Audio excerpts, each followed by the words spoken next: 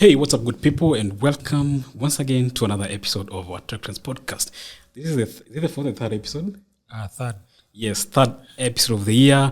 As we promised, it's going to be a weekly episode, and of course, we're going to be having a lot of interesting conversations around tech, what is happening in the world, in Kenya, and of course, at some point, we might bring in interesting guests to talk about what they're building, especially startup founders. So it's basically just a lot of wider conversations around tech in Africa. My name is Nick Kanali. My name is Alan. And welcome. So, Alan, of course, we both use AI. Yeah. And in this sense, It's a bit like ChatGPT. I know ChatGPT has been a helper for so many people. But I want us to make this episode as short as possible because I know we still have so much to learn about the new ChatGPT competitor that is the DeepSeek. And of course, last week has been a crazy week. Even this week, actually. Conversations have been around DeepSeek, and of course ChatGPT. So a lot of conversations around those two, and it came from China. And of course, I'm sure you've read about that, you've researched about it. So what have you learned so far, or what do you know so far about DeepSeek? So far, I got to use it a little bit. Although now, I've seen after some time, wamesema they can't allow more registrations. But from what I've seen, like iko similar in terms of prompts. Ukipea different prompts inakupatia the way like ChatGPT ina work. You're able now to iko very very very close na answers zenye ChatGPT na offer. Previously sikuwa najua mambo ya that DeepSeek is a research lab in China. So I think, of course, now for them, them using the same name na research lab, I think it's for them to contact your publicity. So last week ndo nilikuwa nasikia wasi wakiongelea kuhusu have you used DeepSeek? DeepSeek. So nilikuwa nashanga DeepSeek nini. So maybe for anyone listening to this podcast and they're not really aware what DeepSeek is. Of course, not everyone is a techie or anyone actually really is interested in all these things.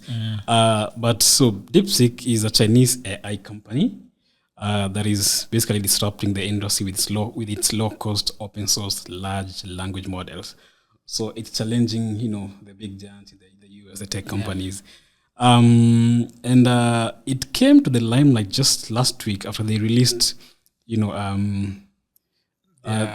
competitive. Exactly, ChatGPT model. Yeah. So they released, it's their one large language model, at just like a small fee compared to what ChatGPT is offering us. So and maybe there's a clarify on the low cost. From what nilisikia kutoka kwa one of the developers explaining, the low cost comes from, so apparently wakati as a developer you develop apps on the model, there's a fee that you pay. For instance, kama ni ChatGPT, there's a fee yenye unalipa. So alikuwa anasema I think it's 0.5 cents compared to like $4 that yenye unalipa to OpenAI. So I think that's where the cost comes in terms of it, for anyone who anataka to understand. So I think it's more on usability among the developers. Developers wengi wame switch to like DeepSeek because of the cost of developing on the open LM inaitwa large model. The models zao compared na OpenAI. Okay. So I'm just reading an article here. So the company is based in Hangzhou, that is in China. And it was founded by someone called Liang Wenfeng. I hope I pronounced that right. So currently DeepSeek operates as an independent AI research lab under the umbrella High Flyer. Of course, they have received funding, and the valuation of the company has not really been fully disclosed. And it focuses on developing open source large language models. And its first model was released in November 2023. and the company has iterated multiple times on its core large language models and has built out several different variations. However, it wasn't until January 2025 that it first released its first learning model that the company became globally famous. So the first time actually go to hear really and people having these conversations around DeepSeek and what it's building is just a couple of days ago. Yeah. Yeah, it's China, now maybe ile kitu yenye inaendelea sahii it's more of knowledge wars. Yeah. Kuna ile control. There's need to control the knowledge and control sort of like capability. And also inakuwa interesting venye China wanafanyanga vitu pole until awapigangi kelele. Yeah, like the US. They don't. And then the fact that like hizi kampuni mingi unapata zinapewa pesa, wanakuwa wamepewa purpose moja peke yake. You focus on it and give us the results. So I think wakati when things the same tu na kama conversation ya last week ya TikTok, like no one, you don't see things coming, and that's why I think the geopolitical temperatures kati ya US na China ziko juu. Kwa sababu China si wale watu wenye hawakuambii when they are coming. They just let you move then baadaye wanakuja tu pole. Here we are. So I think that's where now, because tuseme third world war it's not about a matter who has the best weapon. It's who has the most knowledge and who controls the most knowledge. I think that's where tuko ile, even as we discuss, the major part ni they have come and they are doing things without the knowledge ya US, and that's where now they are feeling hawa se wametoka wapi tena. So ni ile I think Trump sahi alali ni ile nimemaliza ban ya TikTok tena ndio huyo DeepSeek amefika. Like what is happening and all that. Yeah, because it's basically challenging OpenAI, right? With their language models, and when you mesema too actually. So there's a lot of alarm that was raised in the US over the release of DeepSeek. And in fact, to know how crazy this was, you remember how the US stock markets collapsed? Yeah. So especially, tech stock markets. On Monday, on January 27th, just the other day, the Nasdaq Composite dropped by 3.4% at market opening. Nvidia declined by 17% and losing approximately $600 billion in market capitalization. So DeepSeek is raising alarm in the US for several reasons. First, there's the issue of cost distractions, which you spoke about here. So DeepSeek claims to have developed its R1 model for less than $6 million. So the low-cost development threatens the business model of US tech companies that have invested billions in AI. Yeah, because let me just take you back. So for ChatGPT, for OpenAI, the amount the company says it has invested in developing those models, it's like 6 million. Actually, so OpenAI, hundreds of millions of dollars. That's estimate. Yeah. While DeepSeek, they're talking just about a very small figure. Okay, $6 million. Not for us, but for them. $6 million. So this law is one of the things actually generating a lot of buzz and a lot of alarm in the US. Yeah. Yes. Then of course there's the technical achievement that the company has achieved despite the restriction. You know how the China and the US war has been there. So the export of the highest performance AI accelerator and GPU chips from the US is restricted in China. Yeah. Yet despite that, DeepSeek has demonstrated that leading edge AI development is possible without access to the most advanced US technology. Yeah. But hapo mi nakosa kuamini kwa sababu you know, the reason, for instance, the reason why wame restrict registrations is already they know investigation iko on the way. Yeah. And then it's also not true compared in terms of like kama ingekuwa possible kudevelop the large models without accelerated GPUs, then NVIDIA ukiangalia, because I've been following up in terms of like developments zao, saa hizi capability imefika juu and they are imefika point where they are developing specific GPUs for specific companies, right? Yeah. So kuna possibility these guys wame bypass na hiyo. From reading, the truth is it's possible because nimeangalia it's possible. Kuna ile process yenye one of the representatives wa US alikuwa anaongelea kuhusu, which is distillation. These guys have literally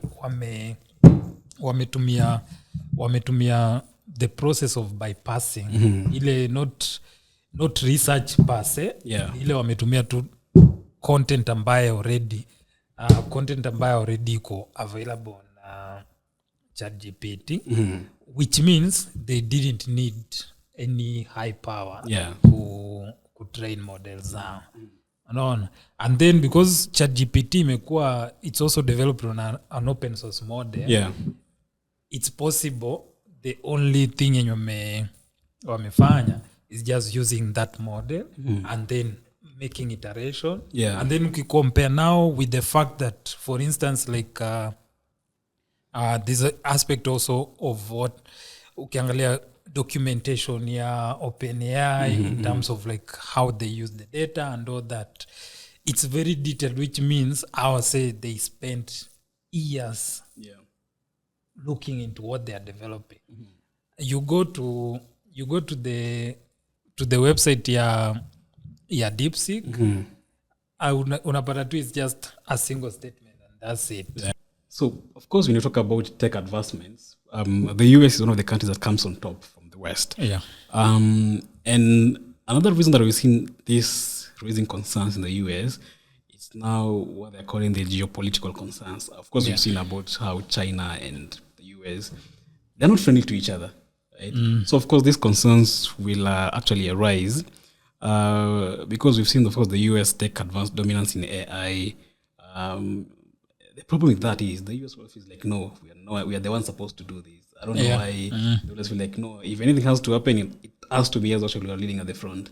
That's why when you see people like DeepSeek, I mean, the companies like DeepSeek coming up with their versions, of course, it has to raise concerns. There also lazima connect between TCMC, which is the one ambaye ina develop most of these chips. Origin yake ni China, Taiwan. Yes, right. Which is actually ukiangalia there's also tension between Taiwan na China. And then on the other hand, there's also the act of basically maintaining the superpower status. Then from that point it comes out okay. In terms of like China accessing information for basically advancing its tech, it's a concern ambaye sidhani itaisha sahi. With the continued even like discoveries na nini, saizi it's going to even now become more and more like sahi US lazima ita tighten hizo regulations and all that, which I think also China basically it's one way of for them, they don't speak as a government. Like for them it's just wanataka tu kucommunicate to the US wambia like the sanctions zenye mnaweka I don't hiyo ni vitu labda mwekee nchi ingine but for us sidhani itawaka. Actually, just look at an example even for companies like Huawei, for the US, put all those sanctions. I know for some of us in Africa, we can't really buy Huawei phones because of the Google ban and everything. But in China, Huawei is doing really good. So those sanctions actually, they don't really help them much. In fact, Huawei has grown to be a very big company. Apart from now making smartphones, all this 5G and everything. You walk around Nairobi in Kenya, some of these big telcos like Safaricom use Huawei products. Basically ni the same. Unaona kama hiyo mambo ya OS na nini. China response, hai-respond ati kwa kwanza tena sijui tuweke press release na nini. They know tuko na do. The money was ukiangalia historically, money ilikuwa impediment ya China. Na for some reason wali crack hiyo rock wakajua okay hapa kama pesa ndio issue then we have to figure out how to generate more money. Do you know actually the Chinese government really supports and invests in the US companies. The Chinese government really invests in Chinese companies. Like they give them so much in Africa, others Kenya where asking money for government to support inakuanga ngumu. In China, the government really supports businesses. That's why they are able to scale and actually because they have government support. And also ndio maana nilikuwa nasema even for the statement ya DeepSeek kusema wametumia 6 million, that's a figure yenye wanataja. But the more, truth is government mwapea pesa mengi. And they have, it's not possible. Unajua kuna vitu zenye honestly like other for anyone mwenye ana reason lazima uangalie. It's not possible ati kusema ati within a year you have been able to do something OpenAI imetumia more than 10 years kufanya. Na hakuna mtu mwenye ako nyuma yako. Unaona? It's also possible because saa hizi yenyewe, for instance, if I was to start developing my own model, of course sitaanza the disadvantage of OpenAI wako nayo, which it's also an advantage, is that wao ilibidi wamelearn on their own. Mimi I just need to learn from what is existing. Then from there, all I need is now a bit of support to develop my own model. But even with that, ni ngumu sana. Unaona? It's like story ya nini ya Netflix na kwa box office. Hiyo ni kama saizi you want to copy technology yenye Netflix imetumia 7 years to develop, but wewe sasa ulipe wase and within 3 months ama 6 months unataka watoe the same exact without using experience yenye hii company nyingine develop. Si possible. So the truth is lazima the Chinese government imepea waseto. There's this thing, of course, this conversation around DeepSeek is still ongoing. So there's this conversation around, claims that DeepSeek copied OpenAI's technology. So in this context, I'm reading an article here on what is it called? Indian Express. So OpenAI has said that DeepSeek may have used a technique called distillation, which allows its model to learn from a pre-trained model, in this case, ChatGPT.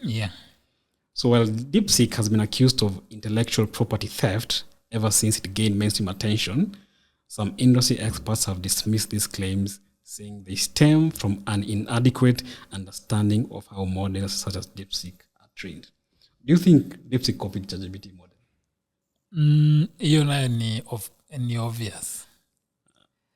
Really? Ni obvious kwa sababu at the end of the day ni ngumu, just like I was mentioning, ni ngumu kufanya kitu yenye kampuni moja imetumia 10 years kufanya. No, but here I'll put it this way. It's like saying, since I use a Samsung phone, like how we are using the Samsung Galaxy S25 Ultra here to shoot, to focus on me, no other company should make a phone that has AI features like the Galaxy S25. No, not really. Ni even of course even OpenAI walitumia, they have used the publicly available resources could develop their own models. It was open source. Which one? So, Yeah, OpenAI, it started open source, but now they are moving to be a full profit. and DeepSeek is open source. So now DeepSeek has come who challenge your model. Because I think after OpenAI waliona they like continued use ya nini zao, now they figured out, okay, we can't go the open source way, the non-profit way. We want where we are making money to keep with the sustainability. Also compared with like the amount of money being used, appear the need for them to raise money, because those are the things in your luktaja for moving into full profit. But in terms of like copying your ukweli, kwa sababu even the foundations za OpenAI ni kwamba this would be a model that anyone should use and develop their own. So the only thing hawakutaja ni developers wagani wanafaa watumie na ni wagani wasitumie na ni wapi what are the sort of like to-dos and don'ts when using our model kudevelop ni yako. Right. So I think Kenya wako wana expect ni kwamba kuna research lab ingine ilikuwa inaangalia what they were doing and they could develop something similar, something superior than their model. It's the same na in terms of like your expectation na wako anaye. Unaona? So for me naweza sema while it's possible ni ukweli walitumia majority of what ChatGPT has information has. The truth is they have used sort of like nile mi ndakuja nione similarly like the way businesses zinaanzanga. Kampuni mingi hata tuko na kampuni mingi za kutengeneza mabati. So because process ya kutengeneza mabati ni standardized. Unaona? So the only thing yenye si agree na OpenAI with ni kwamba no one should make something similar as superior as ours. Yani they don't expect any other country in the world ama continent in the world kukua superior than OpenAI. Unaona? So unless they waseme ukitumia nini yetu lazima utaje, lazima either we have a fee or something you have to use. For now itabidi wame comply with the status kwa sababu people are learning from what they have developed. Na wasione China pekee, even Africa lazima news itatokea. Exactly. So lazima ile kitu yenye itafanyika, we now have to standardize the process ya development ya large models. And then from there now itabidi tumecompete. Yeah, I mean, of course, conversation around DeepSeek are here to stay. And, of course, we've picked these talking points from a lot of conversation, a lot of publications online. So how DeepSeek set itself apart from competitors like OpenAI and of course, Meta also does the same, Twitter has Grok and everything. So DeepSeek focuses on two things, affordability and efficiency. So while OpenAI and Meta are developing highly advanced models that of course require very expensive and very significant resources, AI chips, it's like NVIDIA, of course, NVIDIA's H100 GPUs. I'm just reading something here. So DeepSeek has created models that perform similarly but at a fraction of the cost. So I'll switch to using DeepSeek just because of the cost and everything. And DeepSeek's use of more affordable AI hardware and innovative approaches to model training enables it to compete with big players while keeping costs low. Here's the thing. After using DeepSeek, of course, I really like the responses. Maybe it's because it's still being developed or anything. But it gave me some I tried just searching something about tech journalists in Africa, in Kenya. Of course, my name appeared somewhere there. But the brief it gave about me, December I've worked. I'm like, okay, that's very wrong. So DeepSeek sets itself apart from competitors like OpenAI and Meta. I'm just trying to read here something by focusing on two things: affordability and efficiency. Right? Of course, I've not tried paying for it yet, but I've just tried using it, and I found it a bit slow. And I also found it giving me some figures or some stats that really didn't look accurate. I tried googling I tried just searching something about that, and the prompt. I tried prompting it something, but the responses it gave me really didn't sound quite accurate. And a friend was just telling me actually yesterday the same thing, that they find it a bit slow, of course. And also, while companies like OpenAI and Meta develop highly advanced models that require significant resources, I'm just trying to read something here on NDTV, and expensive AI chips like the NVIDIA's H100 GPUs, DeepSeek has created models that perform similarly but at a fraction of the cost. So you're paying less for very interesting, an very interesting product here. So DeepSeek's use of more affordable AI hardware and innovative approaches to model training enables it to compete with big players while keeping costs low. So the chatbot also offers unique features. So there's articulating its reasoning before responding, explains why I found it a bit slow. Then distinguishing it from OpenAI's models like ChatGPT. So this open source approach allows developers to build on DeepSeek's technology, a key part of appeal. So my thinking is it's open source, right? So maybe we are hoping to see people build on it to make it give me at least more accurate responses. So basically it'll take time kidogo for in terms of user for it to improve even more. But you mentioned something interesting, which is also kitu ambaye naona with China. It's one thing yenye wametumia and it works kwa sababu affordability na it's a key. So I think wao wana focus more on for us tunataka ku capture first developers wenye hawajaweza kwa wakidevelop on the OpenAI because of the cost. Then from there tunaanza sasa kubeba wale wengine. All right, interesting. Just as we wind up, there's a very interesting article here on Reuters, and I love the title. DeepSeek leaves US AI firms freezing to understand its success.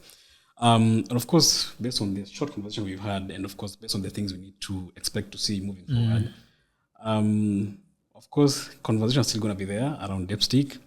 We expect to see the US being triggered more. Yeah, I love how triggered they have been triggered. Yeah. And we expect to see, of course, how much or how if people are actually going to switch. And actually, when it went live, it became the free app. It was the top downloaded app in the US actually, on App Store. Yeah. So that tells you how much people are willing to embrace. I'm not a big fan of this US-China war, especially considering the effects having on global tech companies. Here, Trump is talking about how they're going to ban this, you need to buy X, Y. Look at what happened to Huawei. So I'm hoping, this won't happen to DeepSeek. And I'm hoping to see them working with the US companies and a lot of other things to expect, actually. So we're going to try and cover that as much as possible. Yeah, I think basically tuna expect kuona it's a concept of in terms of like the market, the way in operate. Moja, it's one is an open market. Yeah. The other one is a controlled market. So as much as for instance like China, they want businesses to grow, but then wanatumia system ya closed market. Ile everything is centralized mahali pamoja. Yeah. It's controlled under one umbrella. I think it's now something ambayo it happen for a very long time because those two markets always was in a crash. Yeah. Where you have an open market and a controlled market always was in a crash. So I think it's not also it's good for me nitakuwa a little bit selfish kidogo. Ningependa hata sisi tukue African to develop kitu ambayo itatengisha bana nile. Now I think it's just a challenge to the developers wa Africa, we have a lot of incubators na nini, mbona tusikii vitu? Hatuna lab Africa hata moja yenye inaweza develop chochote, at least hata sisi tuanze kuulizwa why. Unaona?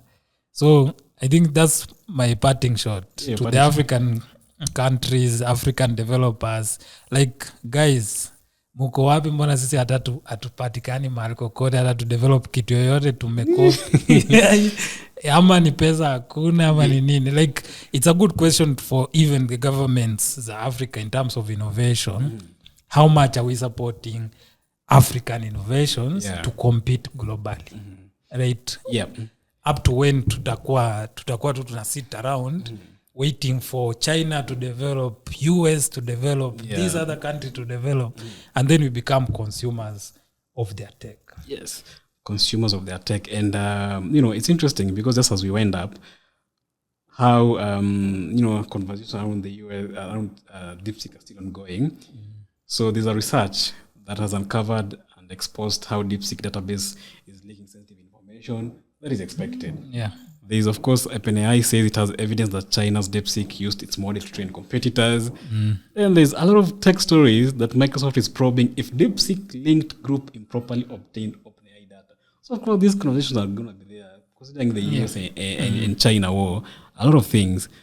Yes. So maybe just as we wind up, what do you think we should expect moving forward with this DeepSeek? Sijui mbona I feel kulingana na the fact that like saizi DeepSeek doesn't allow new sign-ups because naona wanasema due to large scale malicious attack on DeepSeek's services, registration may be busy. Please wait and try again later. Registered users can log in normally. Thank you for your understanding and support. So which means basically lazima hata wao niko sure mahali wako wana celebrate because they wanted that limelight which finally they have gotten. But in terms of AI governance, lazima kutakuwa na a lot of sleepless nights for the OpenAI team for them to figure out which information is going out and which one is not. Then also I'm glad it's proving that unaweza copy kitu na ufanye kitu yako better, which it's a good challenge because kwa walimu tulikuwa naambiwa usicopy mwenzako na kumbe huku nje unafaa copy do develop kitu yako different. So as we move forward we can expect more and more knowledge based China US wars, but it's also a good I want to see like how DeepSeek improves. For me, I won't start using it until I won't continue using it more until I see some stability in terms of usage. Then I'm also celebrating because it's going to make ChatGPT better because of that competition. Great. So thank you, Anna. So we look forward so much next week. And as I said, we're going to try covering that as much as possible on the TechTrends publication. So thank you so much for being part of this podcast. My name is Nick Canali. We'll see you